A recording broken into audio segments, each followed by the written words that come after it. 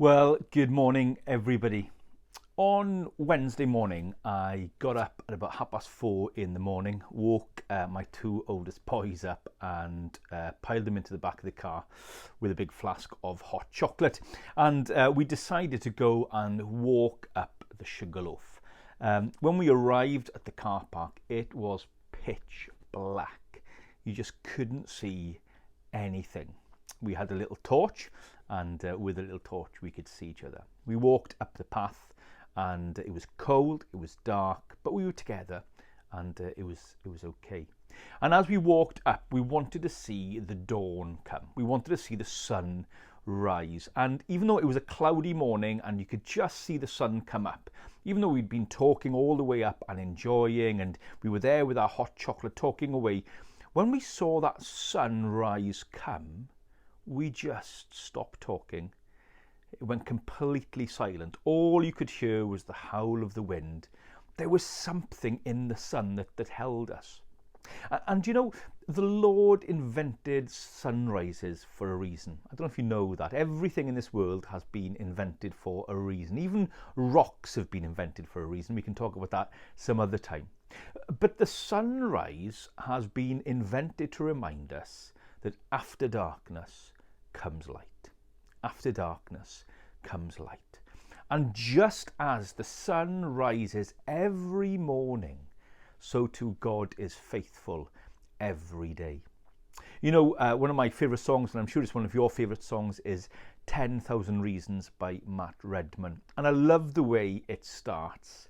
The sun comes up. It's a new day dawning. It's time to sing your song again. Those words by the Redmans were based on Psalm 59. Psalm 59 is actually a really intense psalm. It begins Psalm 59 like this: "Deliver me from my enemies, O God." It is a dark psalm. It's a dark situation. For many of us over the last year with lockdown and COVID and stress and strain, it's felt like that, like we're surrounded by enemies. But as you know, when we read through the Psalms, we see that even in the darkness, even in the depression, even in the despair, even in the difficulties, even in the desperation, we can be desperate for God. We can go to Him. And I love the way the psalmist in Psalm 59 talks about verse 14, the night time and the evening. And you know how things can seem worse at night. He says this, verse 14, "They return at evening, snarling like dogs, and prowl about the city."